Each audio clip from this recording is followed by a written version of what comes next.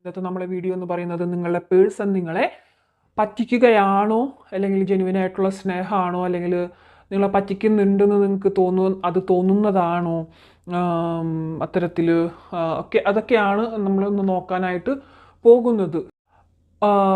ഇതിൽ ഇപ്പോഴത്തെ ഒരു എനർജി പ്രകാരം കാണുന്നത് നിങ്ങളെ പേഴ്സൺ പറ്റിക്കൊന്നുമല്ല, നിങ്ങളെ പേഴ്സൻ്റെ സിറ്റുവേഷനാണ് നിങ്ങൾക്കത് അവർ പറ്റിക്കുന്നതായിട്ട് തോന്നുന്നത് എന്നതാണ് ഈ ഒരു കാർഡ്സിലൂടെ വ്യക്തമാവുന്നത്.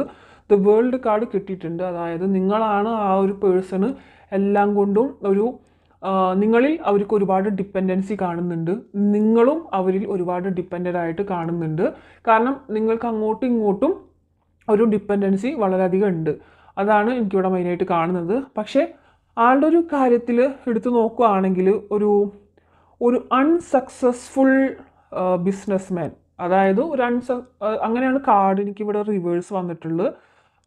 കിങ് ഓഫ് പെൻറ്റിക്കിൾ റിവേഴ്സ് ആണ്. അതായത് അൺസക്സസ്ഫുൾ ആയിട്ടുള്ളൊരു ബിസിനസ്മാൻ എന്ന് പറയുമ്പോൾ കരിയറിലും അധികം ഡെവലപ്മെൻറ്റ് ആഗ്രഹിക്കുന്ന ഒരു വ്യക്തി, അവർക്ക് ഒരു ഡെവലപ്മെൻറ്റ്സ് അവിടെ കിട്ടുന്നില്ല. മണി ഫോക്കസ്ഡ് ആണ്. ഇപ്പോൾ ആൾക്ക് ഉദ്ദേശിച്ച ഒരുപാട് ഫിനാൻഷ്യൽ പ്രോബ്ലം ഉള്ള വ്യക്തിയായിരിക്കാം.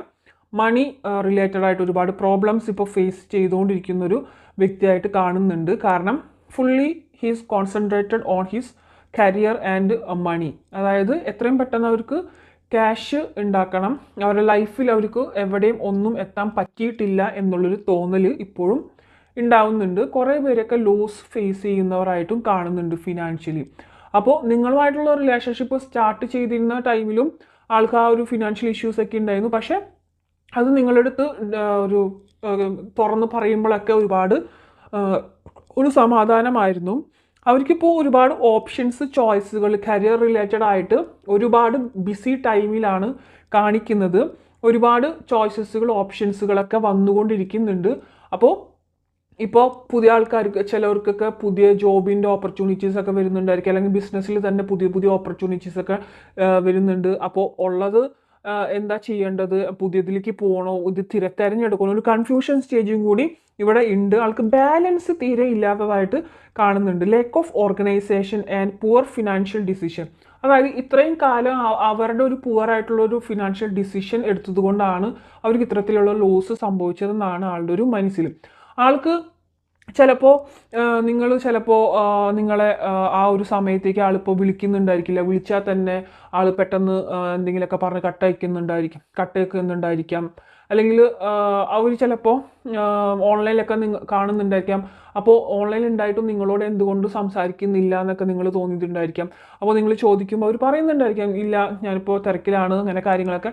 അത് ഓഫ് കോഴ്സ് അവിടെ പറ്റിക്കൊന്നുമല്ല, അവിടെ ഒരു തിരക്ക് നന്നായിട്ട് തന്നെ കാണുന്നുണ്ട്. ഇവിടെ എന്തായാലും അവർക്ക് ഒരുപാട് ഈ ഒരു കാര്യത്തിൽ ഈ ഒരു സമയത്ത് അത് കറക്റ്റ് ചെയ്തില്ല എന്നുണ്ടെങ്കിൽ അത് കൈവിട്ട് പോകുന്നൊരു അവസ്ഥയിലാണ് ആളുടെ ഒരു ഇതിൽ കുറേയൊക്കെ നിൽക്കുന്നത്. ചിലപ്പോൾ പൂർണ്ണമായിട്ടും നിങ്ങൾക്ക് അറിയുന്നുണ്ടായിരിക്കില്ല അവരുടെ സിറ്റുവേഷൻ എന്താണെന്ന്, ഫിനാൻഷ്യലി ഉള്ളൊരു സിറ്റുവേഷൻ എന്താണെന്ന് നിങ്ങൾക്ക് അറിയുന്നുണ്ടായിരിക്കില്ല.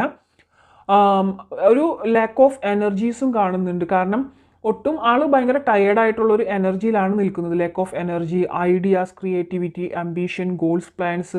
അതായത് ഇപ്പോൾ എടുത്തിട്ടുള്ള എല്ലാ ഒരു റോളുകളും ആൾക്ക് അൺസക്സസ്ഫുൾ ആയിട്ട് സ്വയം ഒരു ഫീൽ ചെയ്യുന്ന ഒരവസ്ഥ.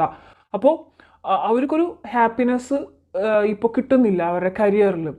ഓക്കെ, നിങ്ങളവരുടെ സൈഡിലുണ്ട്, നിങ്ങളുടെ അടുത്ത് സംസാരിച്ചിരുന്നിട്ടും കാര്യമില്ലല്ലോ. അവർക്ക് അവരുടെ കാര്യങ്ങളിലേക്ക് കൂടുതൽ ഫോക്കസ് ചെയ്യണം. ഒരു സന്തോഷമായിട്ടുള്ള സിറ്റുവേഷൻ ആണെങ്കിൽ നിങ്ങളെടുത്തും അവർക്ക് സന്തോഷമായിട്ട് തന്നെ നിൽക്കാനായിട്ട് സാധിക്കുമെന്നാണ് അവർ ചിന്തിക്കുന്നത്. എല്ലാം നിങ്ങളെടുത്ത് ഷെയർ ചെയ്തിരുന്നു. പക്ഷേ ഇപ്പോൾ നിങ്ങൾ ചിലപ്പോൾ ഓരോന്നും സംശയിച്ചുകൊണ്ട് അവരെ ഒരുപാട് ചോദ്യങ്ങൾ ചെയ്യുക, അത് ഇതെന്നൊക്കെ ഉള്ള രീതിയിലേക്ക് എടുക്കുന്നുണ്ടായിരിക്കും. അപ്പോൾ ഓവറായിട്ട് അവർക്ക് ഭയങ്കരമായിട്ടുള്ള സ്ട്രെസ്സ് കാണുന്നുണ്ട്, വളരെയധികം ലാക്ക് ഓഫ് എനർജി കാണുന്നുണ്ട്. സപ്പോർട്ടിന് പോലും ആരും ഇല്ലാത്തൊരു അവസ്ഥയിൽ നിൽക്കുകയാണ്. ഇപ്പോൾ അവർക്ക് ഫിനാൻഷ്യലി വളരെ ലോസ് ഫേസ് ചെയ്തുകൊണ്ടിരിക്കുന്ന ഒരു അവസ്ഥയാണ്. പക്ഷേ അവർ 1-0 മുതൽ തുടങ്ങാനുള്ളൊരു പ്ലാനിലൊക്കെ നിൽക്കുന്നുണ്ട്. ബിസിനസ് ആണെങ്കിലും കരിയർ ആണെങ്കിലും പുതിയൊരു സ്റ്റാർട്ടിങ്ങിൽ, കരിയർ റിലേറ്റഡ് ആണെങ്കിൽ പുതിയൊരു ഇതിലേക്ക് കടക്കണം എന്നുള്ളൊരു തോട്ട്സിലൊക്കെ നിൽക്കുന്നുണ്ട്. പുറത്തോട്ട് പോയാലോ, ഇപ്പോൾ പുറത്തുള്ളവർക്കല്ല, ഇപ്പം നമ്മുടെ നാട്ടിലൊക്കെ ഉള്ളവർക്കാണെങ്കിൽ പുറത്തോട്ട് പോയാലോ എന്നൊക്കെ ഉള്ളൊരു ഇതിൽ നിൽക്കുന്നുണ്ട്. നിങ്ങളെന്ന് പറയുന്നത് ഇവിടെ കിങ് ഓഫ് സോഡ്സ് കിട്ടിയിട്ടുണ്ട്. അതായത് ചിലപ്പോൾ വഴക്കുകൾ നന്നായിട്ട് ഉണ്ടാക്കുന്ന ഒരു സിറ്റുവേഷൻ കാണുന്നുണ്ട്. വെറുതെ പറയാണ് നിങ്ങൾ, അങ്ങനെയല്ല, ഈ സിറ്റുവേഷൻ അങ്ങനെയല്ല, എനിക്കറിയാം, നിങ്ങൾ തന്നെ സ്വയമായിട്ട് കൽപ്പിച്ചു കൂട്ടി ഓരോന്നും പറയുകയും ചിന്തിക്കുകയും ചെയ്യുന്നുണ്ട്. അത് അയാളിൽ ഒരുപാട് വിഷമം ഉണ്ടാക്കുന്നുണ്ടെന്നാണ് കാണുന്നത്. ഫസ്റ്റൊക്കെ നിങ്ങളായിരുന്നു ആൾക്കൊരു ആശ്വാസം, എന്തും തുറന്നു പറയാനും എല്ലാത്തിനും. പക്ഷെ ഇപ്പോൾ ആള് തുറന്നു പറഞ്ഞിട്ടുള്ള പല കാര്യങ്ങളും വിനയായിട്ട് ആൾക്ക് തന്നെ വന്നിട്ടുണ്ട് എന്നുള്ളൊരു തോട്ടിലും കൂടി ആൾ നിൽക്കുന്നുണ്ട്. ഇപ്പോൾ നിങ്ങളിൽ നിന്നുള്ളൊരു സപ്പോർട്ടല്ല കിട്ടുന്നത്, മറിച്ച് നിങ്ങളിൽ നിന്നും വളരെയധികം മാനസിക വിഷമം ഉണ്ടാക്കുന്ന കാര്യത്തിലേക്കാണ് എല്ലാം പോയിക്കൊണ്ടിരിക്കുന്നതെന്നാണ് ഇവിടെ കാണുന്നത്. ചോയ്സ് ഇവിടെ വീണ്ടും വന്നിട്ടുണ്ട്. ഒരുപാട് ചോയ്സസുകൾ വരുന്നുണ്ട്. നോട്ട് ഓൺ ഈ റിലേഷൻഷിപ്പിലല്ല ഞാൻ പറയുന്നത്, അവർക്ക് കരിയർ വൈസ് ഒരുപാട് ചോയ്സസുകൾ വരുന്നുണ്ട്. അപ്പോൾ അവർക്ക് എന്ത് തിരഞ്ഞെടുക്കണം അല്ലെങ്കിൽ എങ്ങനെ മുന്നോട്ട് പോകണം എന്നൊരു കൺഫ്യൂഷൻ സ്റ്റേജിൽ കൂടി നിൽക്കുകയാണ്.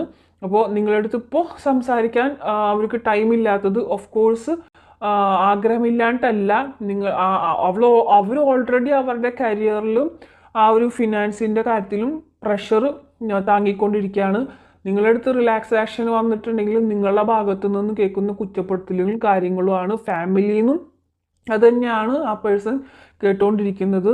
ഒരുപാട് പേര് ഇവിടുത്തെ ഒരു ഏജ് എന്ന് പറയാനായിട്ട് ഒരു കൂടുതൽ പേർക്കും ഒരു 35 മുതൽ ഒരു 44 വയസ്സിന് ഉള്ളിലുള്ളവർക്കാണ് ഒരുപാട് റീഡിങ്സ് എനർജിയിൽ ആ ഒരു ഏജ് ഗ്യാപ്പ് ഗ്രൂപ്പിലുള്ളവരാണ് ഇപ്പോൾ ഇതിൽ കണ്ടുകൊണ്ടിരിക്കുന്നുണ്ടായിരിക്കാം. അവർക്കാണ് ഈ ഒരു ഫിനാൻസുമായിട്ടുള്ളൊരു ബുദ്ധിമുട്ടുകൾ വന്നുകൊണ്ടിരിക്കുന്നതെന്നാണ് ഇവിടെ കാണുന്നത്. ബാക്കിയുള്ളവരെല്ലാം എന്നല്ല, എല്ലാ ഇതിലും ഉണ്ട്. പക്ഷെ കൂടുതലും എനിക്ക് എനർജീസ് കിട്ടുന്നത് ഈ ഒരു ഏജിൽ നിൽക്കുന്നവരുടെയാണ്. അവർക്ക് ഫിനാൻസിൻ്റെ പ്രോബ്ലം നന്നായിട്ട് തന്നെ കാണുന്നുണ്ട്. 2 ഡിസിഷൻ പാത്തുകൾ എന്തെടുക്കണമെന്ന് അവർ ആലോചിക്കുന്നുണ്ട്. ഇപ്പോൾ ഒരു തട്ടിൽ നിങ്ങളാണോ ഫിനാൻസ് ആണോ മുഖ്യമെന്ന് ചോദിച്ചു കൊണ്ടുവച്ച് കഴിഞ്ഞാൽ അവർ മേ ബി ഫിനാൻസ് സെലക്ട് ചെയ്തേക്കാം. അങ്ങനെയുള്ളൊരു എനർജിയിലാണ് നിൽക്കുന്നത്. കാരണം കൈവിട്ട് പോകരുത്, അത് കൈപിടിച്ചെടുത്തതിന് ശേഷം സമാധാനമായിട്ട് നിങ്ങളുടെ അടുത്തേക്ക് തിരിച്ചു വരാം എന്നുള്ളൊരു തോട്ടിലാണ് അദ്ദേഹം. നിങ്ങളൊരു എന്താ പറയുക, തീരെ ഉപേക്ഷിച്ചതായിട്ട് ഞാൻ പറയുന്നില്ല, അല്ലെങ്കിൽ നിങ്ങളോട് ഇൻട്രസ്റ്റ് പോയി നിങ്ങളുടെ അടുത്ത് ഇനി വരണ്ട അങ്ങനെയൊന്നും ഇല്ല കേട്ടോ ഇവിടെ.